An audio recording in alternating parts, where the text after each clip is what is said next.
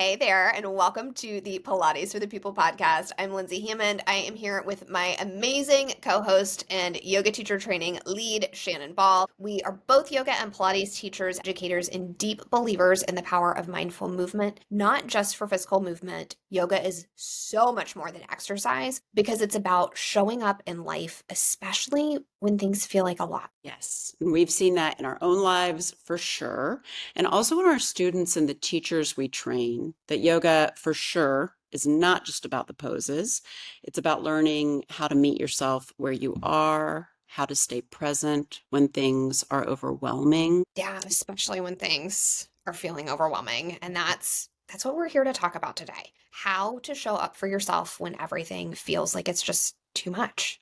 And we'll talk about yoga philosophy with simple but powerful practices. Shannon often says street level philosophy. And so that's kind of what we're going to dive into today and how this work. It's not just about self care, it's about showing up for yourself so that you can take care of the people and the causes that matter most to you. We've watched the ripple effects of self care and self compassion change countless lives. Like I sat down when I was thinking about this podcast to figure out just how many people it would be.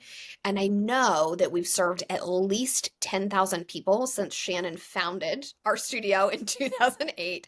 And if Mm. each of those people improve the lives of just 10 more people, that's 100,000 people.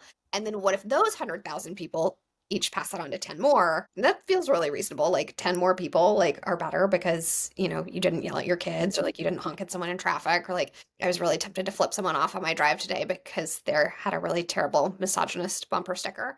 But anyhow, what if just 10 people, just 10, those 100,000 people improve the lives of 10 more people, and all of a sudden you have 1 million people impacted through these practices of yoga and nervous system regulation and just grounding. That's right. And that's one of the things that has been really powerful for me in the past maybe 10 years, when I felt powerless in the face of like COVID or, other things that are going on internationally, nationally, within my family, that's happening to someone I care about. The one thing that I feel I can contribute for sure is that I continue working on my own healing, which makes me a kinder, clearer person. And I absolutely believe it helps me to help other people. And if I help other people, they're equipped to help other people. And it's just like Lindsay said, that beautiful ripple effect. It's a real thing.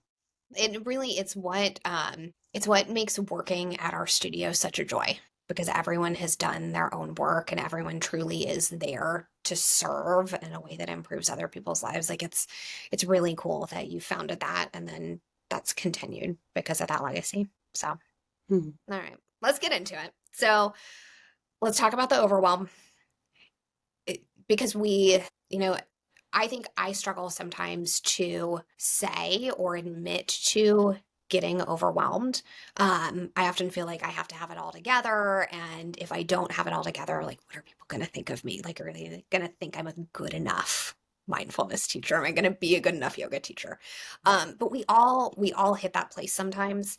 And, maybe it's work or family or just like the world feeling heavy, whatever it is, our nervous systems get overloaded and then things start to feel impossible. Yeah. And this is a way we weave it into our practice as practitioners, but also as educators in our yoga teacher training system that I love so much. And that is like, how do we bring the yoga philosophy into real life common sense stuff instead of it just being a lot of like pithy ideas and fancy words? And so one of those fancy words is the word gunas, and the gunas consist of three energies that shape how we act and feel. Yeah. Okay. Talk to me a little bit about how you see the gunas. So when there are three. So rajas, which is active, intense energy. I like to think about that. Like if we're thinking about it like a drum beat, it's like a really, really intense. It's like the crescendo of the music. We've also got tamas, which is heavy and pretty dull. That would be kind of like like one drum beat. like when you're like, okay, come on, come on. And then there's sattva, which is like very clear, balanced, peaceful, kind of a when I think about the word sattva, a lot of times I associate it with like sweet. It's like this, there's Mm. like this sweetness. And I know in your work through somatic experiencing, you've also kind of thought about how these things relate to nervous system. So Yeah. I'm curious to know, like to hear from you and for listeners to get to learn from you about that. Yes. And oh, good. I thought I could hear my dog like doing this like dance, and that means he's going to start barking, but he wasn't. Um, yeah, I love that. Lindsay and I were talking about this a little recently about how the nervous system is totally like you can relate the nervous system and regulation and dysregulation to these three concepts of rajas, tamas, and sattvic. And the way I think of it is that somebody, and we can all relate to this, somebody who has a nervous system that's dysregulated, it'll look more like boom, boom, boom, boom. So that would be often like, here's the middle ground, which is the sattvic state, this place of steadiness and easefulness. In fact, you might just check while Lindsay was talking, I was thinking, what's my state right now? Because often we just go through life not really being aware of our state. And so, God, am I more rajas? Am I more tamasic? Or do I stay pretty middle of the boat? Where am I? So the nervous system dysregulated is like Rajas, Tamasic. And then the sattvic state, a more regulated nervous system, is like a river that just flows. And, there's ripples and gentle waves, but that would be ideal. And so in nervous system healing, that's kind of the image we use. So it's really cool that thousands of years ago, people already knew this. They didn't have all the fancy research and words that we use now for nervous system regulation. Yeah. Yeah, it's cool to see like the Western ideas catch up to the wisdom Yeah. that has been there. Yeah, that's nice. I think it's nice to have kind of the system for being able to identify what's happening in our bodies because even just having like a Mhm. label to put on it can help us be, oh, okay. Like the awareness. Like I think awareness is the first step to just about anything. Like creating any sort of change is like this awareness piece. And so if we know what's happening or we can say, okay, I'm like way up here right now, like I'm in a really rajasic state, like I've got a lot of energy, or like, hey, I'm way down here. I don't want to get out of bed. I'm not feeling this. Or like when you're in kind of that river, that Suffolk, you can kind of stay and savor. And so just that awareness piece of where are you and not judging it, not forcing yourself to be different, just pausing and noticing, okay, I'm really stuck in Rajas right now, or I'm feeling really heavy and shut down can help us kind of move into a state of being regulated. And I think probably before we go any further, and I'm going off script now, it might be helpful to just kind of name out loud for anyone who's listening why is it a good idea to be regulated? Like, why is it a good idea to Mhm. be in the sattvic state? Aside from like, it just sounds nicer. Mhm. Right, right. Well, it's interesting. It's like one of the things that I think, and I don't know if this is where you're going with this lens, but first of all, we can just see more clearly when we're in a sattvic state. So when I am in what I think, to me makes sense, fight or flight would be rajas. When I'm in that state, it's like my body is like with chemicals, right? And the mind is, I mean, it's about life or death. So we become really one pointed. That is pretty stressful. And many of us move around in the world like that. So not only is it incredibly stressful for our bodies and often for the people around us, but also um, it's very limited vision. When we are in fight or flight, when a lion might have come and attacked you and you had to be aware of that, you weren't like looking at the whole vision. You were like really getting one pointed. And so in real life, in the world, if I'm in fight or flight all the time, I can't see everything. And often I'm seeing things from an old script from long ago that actually it could be quite different now if, if I'm able to heal.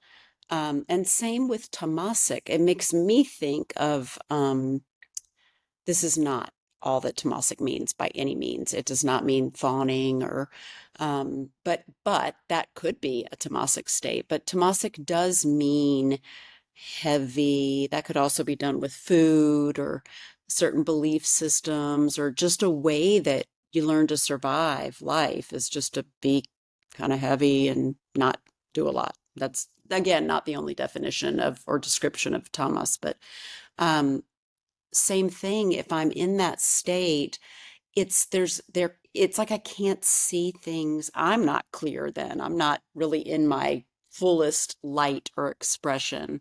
And I guess that's probably the best way to describe it is, we are aiming to be in a place where there's enough balance that we can express and know our own individual light to the best of our ability and to continue that as we grow. Does that Yeah. cover? Yeah. Yeah. I think it's helpful to just, the work of any kind of change requires us to do something different. And when we challenge homeostasis, it Mhm. gets hard. And so anytime we're thinking about like, okay, I think I want to create a change, it's helpful to just remember like what's the why? And if the why behind the change is what you said, which is to like show up as your truest, best, most authentic, like your truest light, I think that's a pretty damn good reason Yeah, to do that work, right? me too. And the consequences of not doing that work is like having another birthday that passes where you realize you've been on autopilot the whole year and you didn't get anything done that you wanted to do that year. This happens to me quite often, honestly. Like I hated birthdays for a very long time. Hated New Year's Eve. Like anytime like the calendar would roll around and be a reminder of like, hey, it's time to take stock of what you've done in the past year. I'd hate it because I'd been in fight or flight for so long that all I had done was respond to things. Like all I'd used were coping mechanisms to respond to the discomfort of being in fight or flight, that I wasn't in full, like being in full light. And I think that's still a work in progress for me, Yeah. for sure. But like, so it's like having another birth, like, so if you don't do this work, right, it's having another birthday that shows up and you realize you've been on autopilot. It's like reaching for the coping mechanism, whether it's alcohol or drugs or food or overwork, instead of like figuring out how to just be present. Yeah, it's kind of like just missing out on the sweetness that is life. Yeah, Yeah, yeah. Okay, so agree. let's talk about some tools. Yes. Let's talk about how to get out of this. Aside from just like the awareness that I think this is so important. The awareness that anytime we set out to create a change, we're asking, like, our brains were designed to stay, like, to conserve energy and minimize discomfort. Change requires energy, it requires discomfort. Just knowing that has helped me so much. There's a phrase that I keep hearing often, that disruption follows intention. And so Mm, it's just this idea that like as soon as you set the intention that like, hey, I'm gonna spend some time regulating my nervous system, or um I'm gonna make a decision to go to yoga this week, like something's gonna pop up. That's when like that email is gonna come in, or that's when like daylight savings time happens and you lose an hour of sleep, and it's going to be so much easier to not do the thing in just that moment because you've got the excuse, but that's all it is. It's an excuse. It's keeping you from changing. So that's right. we're gonna make the change. We're gonna do the thing. So here's some tools. Like let's get back to like brass tacks practical. So if someone's really stuck in Raja, so they've got this like frenetic energy, they feel like they can't slow down, their mind's racing, their body's tense. What's a simple thing that they can do? So one of the things, and I'm sure most of you have heard this, is just bring yourself into now. And one of the easiest ways to do that is to use your breath. So just today I was walking the dogs and I was like, okay, hold on, Shannon, because I was just like, "Ah." Notice your breath and take a look, like almost let the natural world like take in this imprint of what you're seeing, instead of just kind of going through life. This is my thing I'm getting through, and then I'm going to go to the next thing. So breath is breath and observing what is real right now, the colors, whatever, can absolutely bring you into a calmer state. Yeah. Yeah, I love that. Like the five sense scan. Like what can I hear? What can I see? Mhm. What can I taste? What can I touch? What can I smell? Smell's Yeah. always a little bit dicey for me. I don't know that I want to know what I can smell right now, but Yeah. maybe Sensory. light a candle and that helps. Yeah. There's some incense. Yeah. Yeah. Yeah. Yeah, so just kind of getting into your body can also help. Absolutely. All right, so on the other side, if someone's deep in tamas, so they've got the sluggish energy, they're just like feeling like they don't want to move, what's a way to help shift out of that? Oh, this is where movement is so, because that's kind of the opposite. We want to just kind of be still. So any kind of movement, if you know cat cow or something, I mean, literally just bringing your arms up and breathing in and exhaling, bringing your hands down, even if you don't want to fold forward. Just this gentle movement and beginning to feel in your body as you move. Yeah. That one always cracks me up because it's like just do the opposite of what you feel like doing. Exactly. Yoga, do the opposite of what is natural for you. Yeah, Yeah, I think sometimes, right? So many of us have said over the course of our teaching careers, just stay in child's pose, take rest anytime. But there's a time when we actually need to move. Like, that's there's right. a time when we need to take some action. There's a time when we need to make a commitment. Draw a line in the sand of like, nope, okay, like I've been stuck, and I need to get out of stuckness. Yeah, That's and right. there's nothing like movement. Like, there's No, no better antidepressant in nothing. the world. We are There's made to move. We are made to move our bodies. Yeah. Yeah. Ah, it's so good. It's so good. And that's probably why we do what we do. Yes, that is true.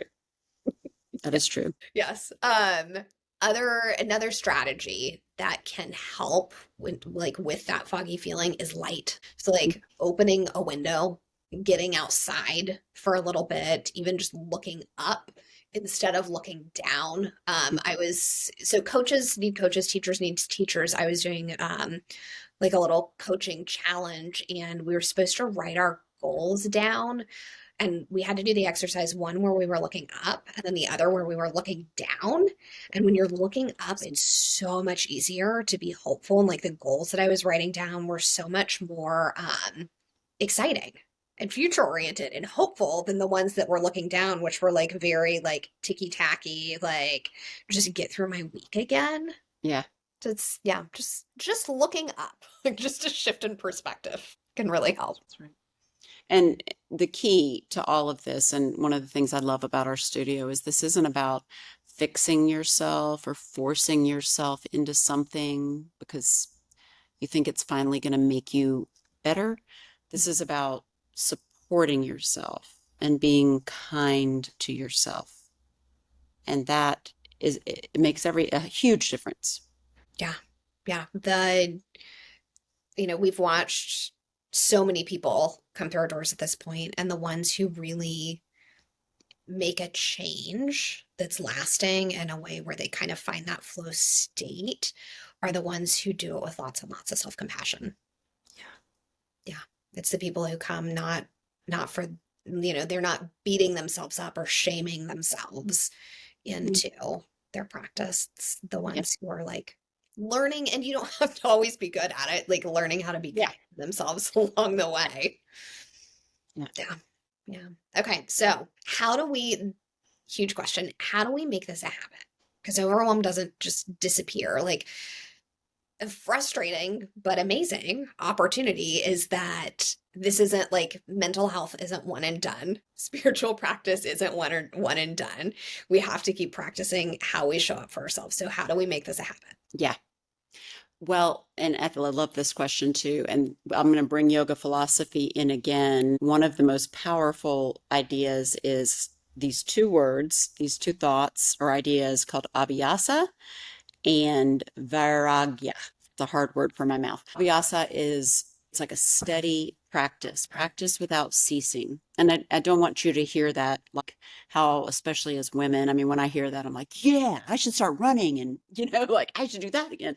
But I mean, maybe you want I to could run. never take a day off. Yeah, I need to beat myself into this, but that's not what it means. It means practice without ceasing can be, I'm going to practice every single day telling myself, like, hey, girl, you're doing a really good job, or when things are hard, saying, this is hard, I get that. And then Vairagya is non-attachment. And of course, that's that idea that I put down and pick up and put down and pick up and put down and pick up, which is like, letting go.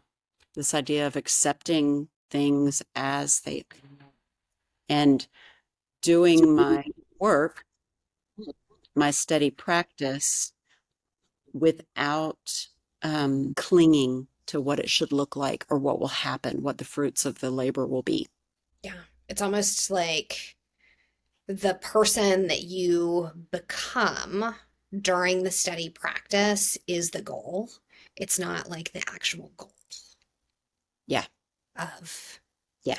yeah, yeah. That's right. I It's, love yeah.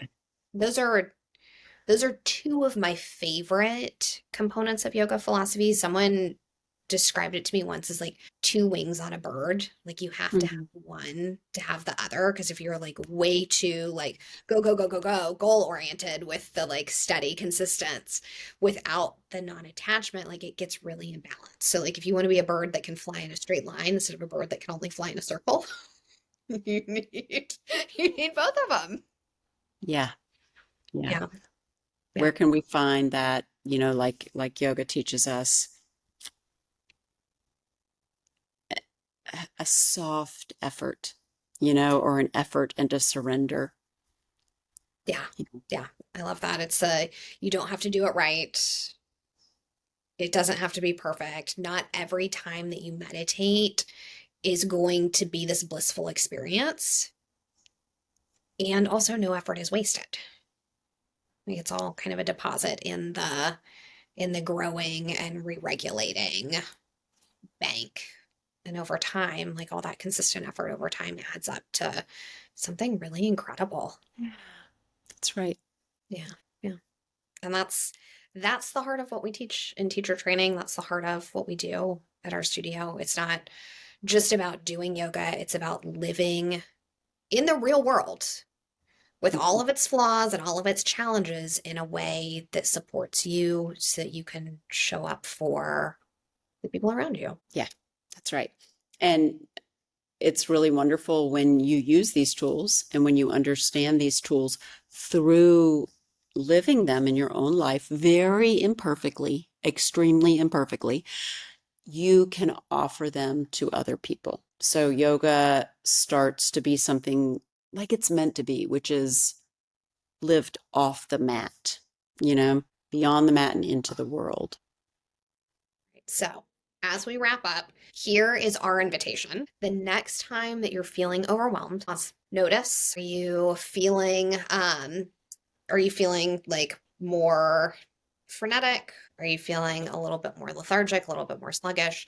And then choose a simple thing to do to create a shift. And it doesn't have to take you an hour. It could be something, it could be just 5 minutes. Yeah. Yeah. Yeah. It can be so quick. It's just this moment of coming back into now and treating yourself. What is the treatment? What do I need today to help me be more balanced? So if this kind of practice resonates with you, if it feels like, oh, this is something I would like to go deeper in, not just to practice, but to teach, to lead, to share. We'd love to connect with you in our teacher training. And one of the things I want to say is that we have so many awesome examples of what can be done with yoga. Some people are teachers. Many of our students have never taught. They just wanted to take this for themselves and deepen their own practices. We also have one student in particular who works specifically with women who have been in the sex trade, and she works teaching yoga every week. She also works in the jail where she lives. One woman who is a private school teacher, and she uses it every day with her third graders. So there's so many different ways you can use this besides coming into a traditional studio setting and teaching in that way. Yeah. Yeah. And we have people who've used the way that they learned to speak more confidently and more clearly in their work and in their relationships with other people. Like it's a huge skill to be able to communicate directly what it is that you need and what you'd like. And yeah, the training is about so much more than just poses. It's about so much more than just what you might individually take away from it, even though that's incredible and it's super transformative. It really is about how the practice of yoga makes the world a better place. Yes. Yeah. So Yes. if you're curious, we will link to our teacher training in the show notes. Please also feel free to reach out. I always say that when you ask a yoga teacher a question about yoga or a Pilates teacher a question about Pilates, you give us a chance to talk about our favorite thing in the world. So thank you for being here. Thank you for letting us talk about our favorite thing in the world. Thank you for listening. Yes, thank you. And be good to Yeah. yourself. To remember to take a breath, take a gentle movement, check in with where you're at, keep supporting yourself. Yeah. We're waiting for you. We'll see you next time. Thanks, everyone. Bye.